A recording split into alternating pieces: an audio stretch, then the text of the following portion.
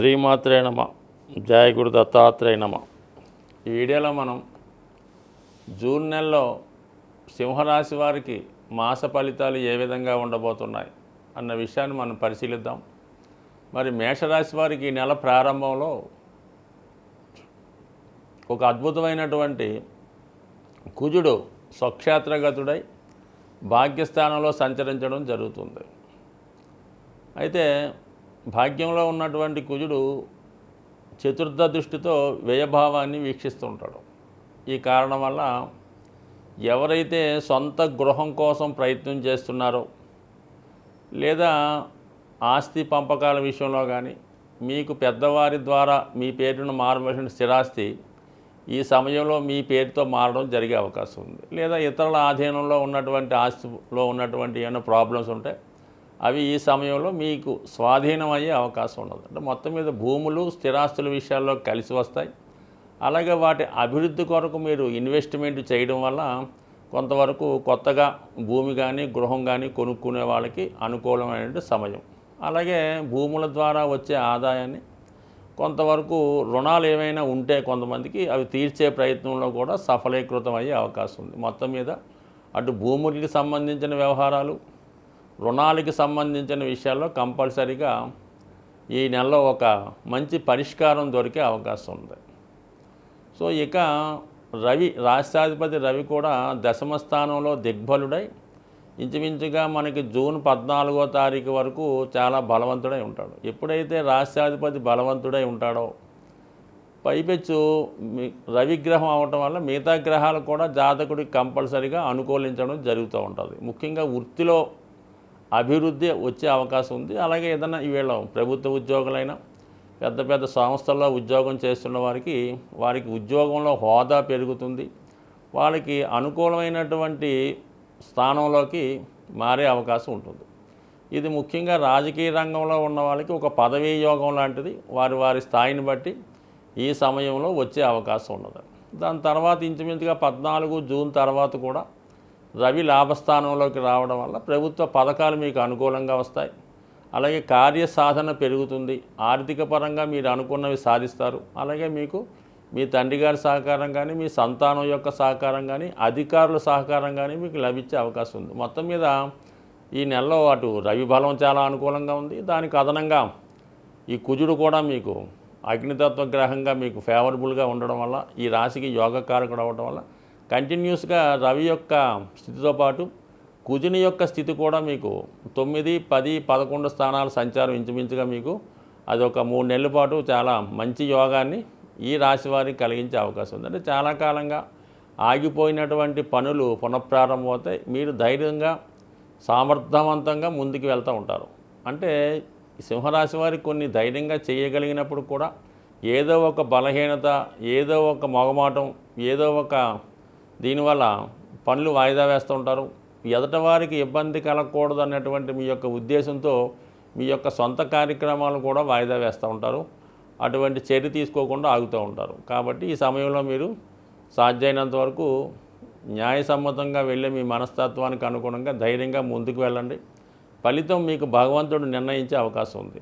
ఆర్థిక పరంగా కూడా ఈ సమయం మీకు చాలా అనుకూలించే అవకాశం ఉంది. ముఖ్యంగా శుక్రుడు లాభస్థానంలోకి రావడం, స్త్రీల సహకారం పెరుగుతుంది.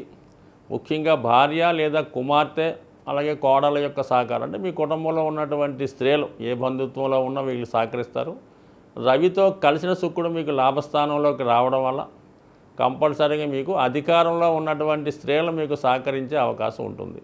అలాగే మరి బుధుడు ధన లాభాధిపతిగా లాభస్థానంలోకి రావడం వల్ల అటు ప్రభుత్వ పరంగా బాగుంటుంది, వ్యక్తిగతంగా బాగుంటుంది, వ్యాపార పరంగా బాగుంటుంది. సో ఏదైనప్పుడు కూడా మీకు ఇవన్నీ కూడా మొదటి వారం కన్నా మొదటి 15 రోజుల కన్నా ద్వితీయార్థంలో చాలా గ్రహాలు మీకు లాభస్థానంలోకి రావడం వల్ల ఆర్థిక పరంగా అనుకూలించే అవకాశం ఉంది.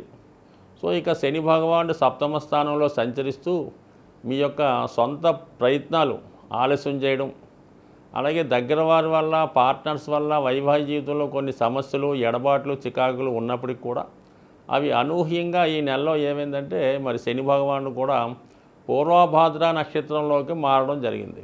సో అది గురువు యొక్క సొంత నక్షత్రం. ప్రస్తుతం గురువు కూడా మీకు దశమ స్థానంలో ఉండడం వల్ల వృత్తిపరంగా ఉన్నటువంటి కొన్ని సమస్యలు మీకు అనూహ్యంగా పరిష్కరించవై మీ పైన ఏమైనా నిందలు, అపవాదులు, బ్లేమ్స్ ఉంటే అవి తొలగిపోయి మీ యొక్క నిజాయితీ రుజువయ్యే సమయం కూడా మరి ప్రస్తుతం స్టార్ట్ అయింది. కాబట్టి చాలా సామరస్యంగా, చాకచక్యంగా మీ పనులు పునఃప్రారంభించుకుంటే అటు ప్రభుత్వ రంగంలో ఉన్నవాళ్ళు కానీ, వ్యక్తిగత హోదా కలిగిన వృత్తిలో ఉన్నవాళ్ళు కానీ కంపల్సరీగా ఒక విధంగా చెప్పాలంటే మీ యొక్క మంచి టైం స్టార్ట్ అయింది మళ్ళీ. అలాగే ఆర్థిక పరంగా కానీ, వ్యవహార పరంగా కానీ, రాజకీయ రంగంలో కానీ ఈ విధంగా ఈ గ్రహాలన్నీ కూడా అనుకూలించడం వల్ల ఇంచుమించుగా ఇక నుంచి ఒక కొత్త ఆదాయాన్ని, ఒక కొత్త లోకాన్ని, ఒక కొత్త ప్రపంచాన్ని మీకు వచ్చే అవకాశం ఉంది. కాబట్టి ఇంచుమించుగా ఇదే సక్సెస్ మీకు చాలా కాలం పాటు కొనసాగే అవకాశం ఉంది. జాతకరీత్యా, గ్రహాల రీత్యా ఏదైనా సమస్యలతో ఇబ్బంది పడుతున్నవారు, అంటే సహజంగా సమస్యలు లేకుండా ఎవడు కూడా జీవితంలో ఉండడం. అయితే కొంతమంది ఆ సమస్యల్ని ముందుగానే గమనించి తగు విధంగా ఆ సమస్యల్ని నుంచి బయటపడే విధంగా విధి విధానంగా ఏదో దానం ద్వారానో, జపం ద్వారానో, పూజ ద్వారానో వాళ్ళ స్థాయిని బట్టి చేసుకుంటూ ఉంటారు. కొంతమంది సమస్య వచ్చిన తర్వాత ఇబ్బంది పడి అప్పుడు ఏదో పూజలో పునస్కారాలు ఏమన్నా పట్టుకుంటూ ఉంటారు. సో ఈ విధంగా చాలామందికి ఏంటంటే ఏ సమస్య వచ్చినప్పుడు ఏ పరిహారం చేసుకోవాలి, లేదంటే ఏ దైవాన్ని పూజించాలన్నటువంటి విషయంలో కూడా సరైనటువంటి గైడెన్స్ లేకపోవడం వల్ల కొంతవరకు వృధా అవుతుంటుంది. అయితే ఈ నెలలో ముఖ్యంగా జూన్ నెలలో అన్ని రాశుల వారికి శాశ్వత పరిష్కారంగా ఈ జూన్ 6వ తారీఖున శని భగవానుడి జయంతి రాబోతుంది. సాధారణంగా ఏదన్నా ప్రత్యేక దినాల్లో మనం ఆ ప్రత్యేక దైవాన్ని పూజించినప్పుడు ఆ ఫలితం సంవత్సరం అంతా కూడా ఉండే అవకాశం ఉంది.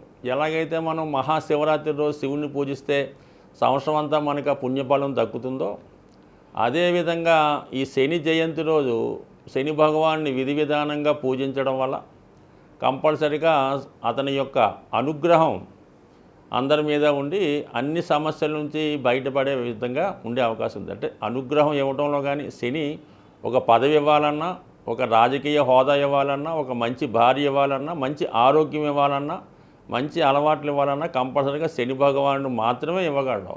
సో దానివల్ల మీరు ఆ రోజు విధి విధానంగా ఏదైనా శివాలయంలో శివుడికి అభిషేకం చేసుకోవడం, లేదంటే నవగ్రహాలు ఉన్నటువంటి శివాలయంలో ముందుగా శని భగవానుడికి అభిషేకం చేసి దాని తర్వాత విధి విధానంగా శివుణ్ణి కూడా అభిషేకం చేసి ముఖ్యంగా ఆ రోజంతా కూడా అంటే ఇంచుమించుగా సూర్యోదయం అయిన నుంచి మర్నాడు సూర్యోదయం అయ్యేదాకా కూడా చాలా నియమంగా వీలైతే ఉపవాసం ఉండడం, లేదంటే ముఖ్యంగా ఆయిల్తో నూనెతో చేసే పదార్థాలు ఏమీ తినకుండా ఉండడం, అలాగే నెయ్యితో చేసినవి కూడా తినకూడదు. సాధ్యమైనంత వరకు తాలింపు పెట్టని మన ఆయిల్ వాడని వస్తువులు తినడం. ఆ రోజు వరకు మీరు కింద భూమి మీద ఏదో ఒక చాపో తలగడ వేసుకు పడుకోవడం. అంటే ఎలాగైతే మనం అయ్యప్ప దీక్ష నియమంగా ఉంటామో ఆ విధంగా ఆ రోజంతా ఉండడం.